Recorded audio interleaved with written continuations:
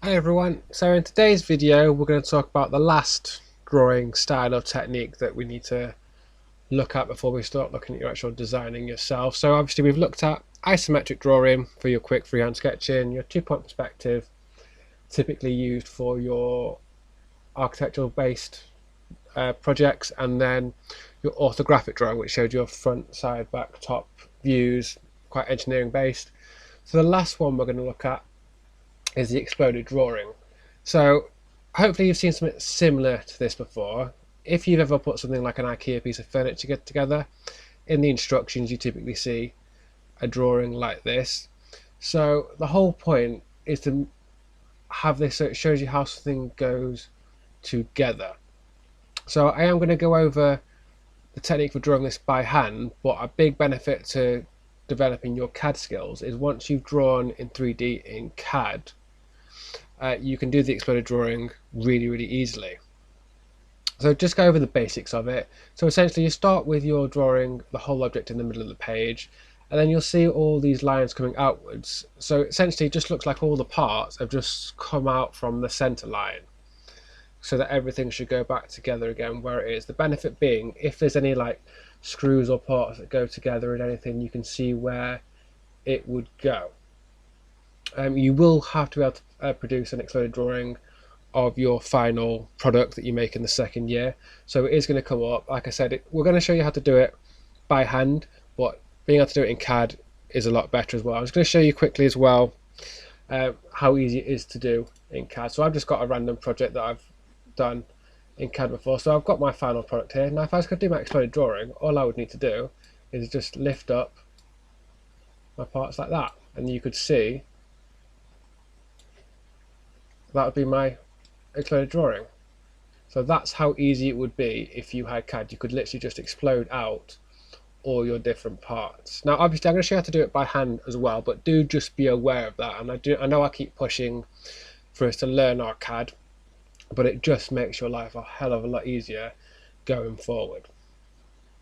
Okay, so we're just going to do it with a basic sketch, because as I said, obviously if you did it more complex you would tend to do it in Fusion. So all I've done so far is I've just drawn a 3D box. You can see it's joined together with finger joints, and you can't see it at the minute, but there's a base to it. So what I'm going to do is just show you how to actually expand the drawing out. So first of all, I've purposely drawn it quite lightly because we're going to have a lot of construction lines, so it's important you can rub everything out later. Now the first thing I'm going to do is I'm just going to extend lightly these lines out. I'm going to use these as guides in a second. Now, like with all construction lines, it can get a little bit confusing, so just make sure you concentrate with what you're doing. So you can see, basically, I started with a 3D sketch, and then each corner I've kind of expanded them outwards. So we'll start with this front edge here, and it's important, if you're doing this really technically, each piece of material has to be exactly the same distance apart, but I'm just going to freehand here just to give you an idea of how it's done.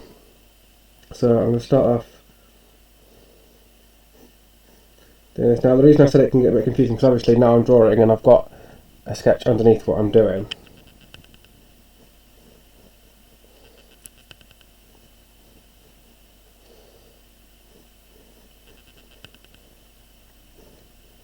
So at the minute I've just got a side, it's not 3D and it's not got the joints cut out yet, but I'm going to do that the same on all of them first.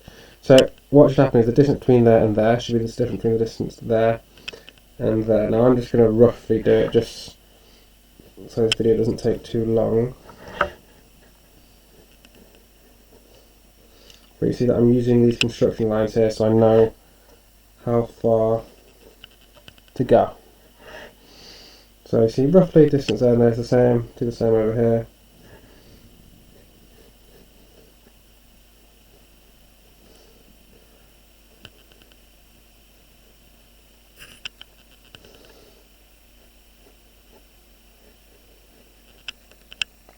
So you see I've gone down there because obviously we're not going to have to see this corner here because this piece of material is going to be in the way, but this bit in the middle I've drawn through because this isn't actually going to be here at the end when we're done. I'll do the same on this side.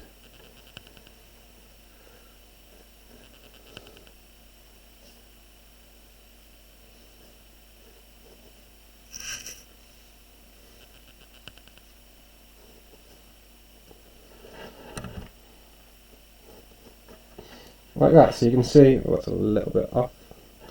All I've done so far is I've just drawn the 4 faces outwards. Okay, so now I'm going to give them some thickness, make them actually 3D.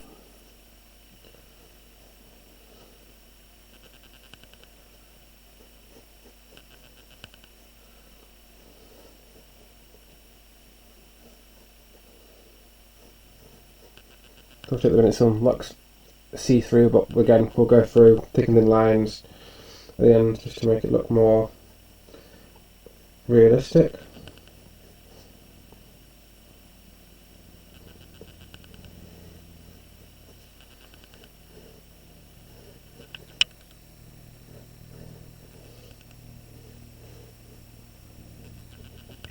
Okay, so you can see now the page is starting to become a little bit crowded, it can be a little bit confusing, but what I've done so far is I've got my 4 pieces of material. They're now thick, so they're like real pieces of material, and they come out. Now what I haven't done yet is my base, so I'm going to add that in as well, so I'm going to extend my lines down a little bit from the corners so I can do my base, and I will have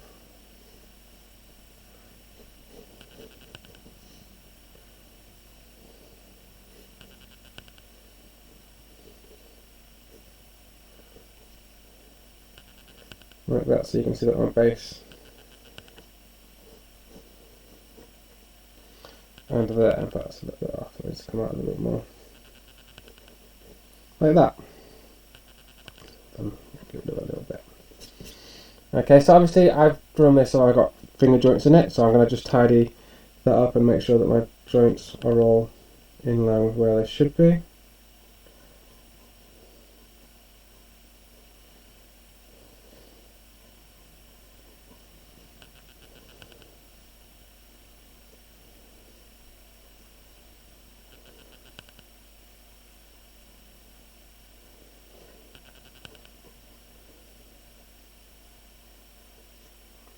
So you see what I'm doing when I was lining up those finger joints, I was just using that as a reference. I'm not always using construction lines, I'm just sort of using my eye and just going across, okay, that lines up like that.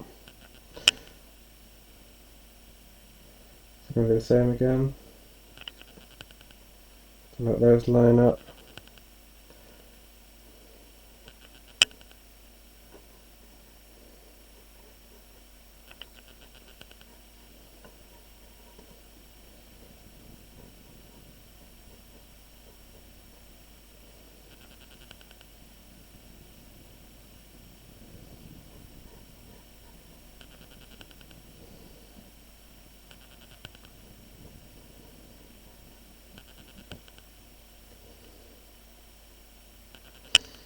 So there you see I've got that bit's sticking cut out, so this bit is sticking in there. So actually I need to just get rid of this little bit like that. When I'm done at the end I will start the video, then I'll just do thick and thin lines over it just so it looks a little bit clearer, but you can see clearly that it's expanded out, the material's got thickness to it, and then you can see the joints that have gone together.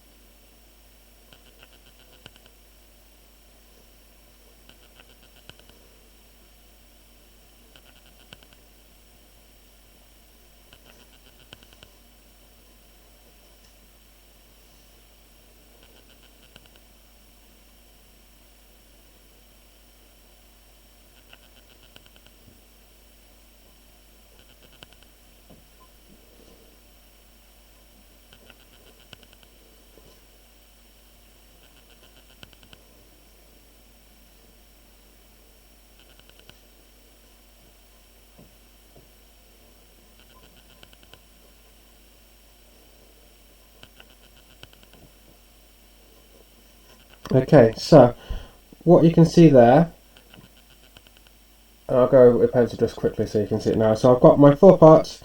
You've then got my joining techniques down. I need to give my base a little bit of thickness. Because obviously if you're doing this, you've always got to make sure nothing is just paper thin when you're doing your material. There's always thickness to it. Now I reckon once I was done there, when I was doing it, I had pins sticking out of it as well.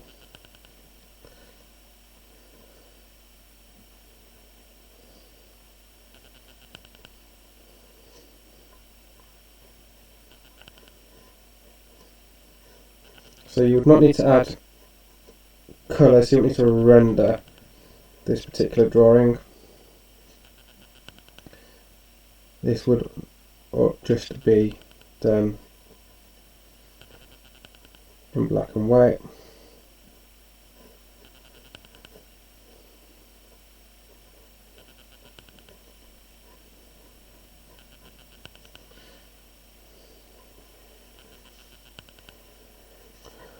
So you see that comes out. Now obviously my finger joint looks a little bit wonky there, but that's because I've not been doing it with a ruler and with proper measurements, but the whole point is just to kind of give you an idea.